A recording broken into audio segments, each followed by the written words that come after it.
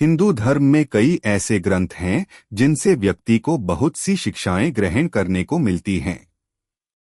महाभारत एक ऐसा ग्रंथ है जिसमें कई ऐसी बातें बताई गई हैं जिसे अपने जीवन में अपनाने से सारी परेशानियां दूर हो जाती हैं। जब युधिष्ठिर श्री कृष्ण से पूछते हैं कि भगवान कौन कौन से काम ऐसे हैं जिन्हें प्रतिदिन करना चाहिए, जिन कार्यों को करने से हमें सुकून मिलता है, इस बात का जवाब देते हुए श्री कृष्ण ने बताया मनुष्य को अपने जीवन में 4 कार्यों को अपनी दिनचर्या में शामिल कर लेना चाहिए।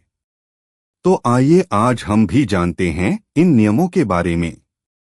हिंदू धर्म में कई ऐसे ग्रंथ हैं जिनसे व्यक्ति को बहुत सी शिक्षाएं ग्रहण करने को मिलती हैं। महाभारत एक ऐसा ग्रंथ है जिसमें कई ऐसी बातें बताई गई हैं जिसे अपने जीवन में अपनाने से सारी परेशानियां दूर हो जाती हैं। जब युधिष्ठिर श्री कृष्ण से पूछते हैं कि भगवान कौन कौन से काम ऐसे हैं जिन्हें प्रतिदिन करना चाहिए, जिन कार्यों को करने से हमें सुकून मिलता है, इस बात का जवाब देते हुए श्री कृष्ण ने बताया मनुष्य को अपने जीवन में 4 कार्यों को अपनी दिनचर्या में शामिल कर लेना चाहिए। तो आइए आज हम भी जानते हैं इन नियमों के बारे में। हमारे हिंदू धर्म में दान का बहुत ज्यादा महत्व है। दान करने की परंपरा हम अपने पूर्वजों से सीखते चले आ रहे हैं। कहते हैं कि मनुष्य को नियमित रूप से जरूरतमंदों को दान देना चाहिए। इसके साथ ही दान करते समय कभी भी दिखावा नहीं करना चाहिए।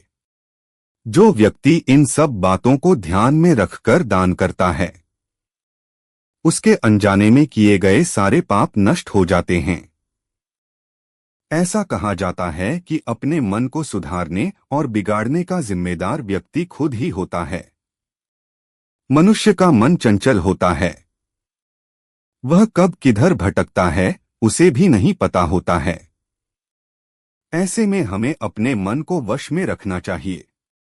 इसलिए कहते हैं कि जिस इंसान का मन वश में नहीं होता है वह अपनी इच्छाओं को पूरी करने के लिए किसी भी गलत रास्ते पर चल सकता है। कहते हैं कि जो इंसान सच्चाई की राह पर चलता है उसके रास्ते में बहुत सी परेशानियां आती हैं, लेकिन उसे एक दिन सफलता जरूर मिलती है।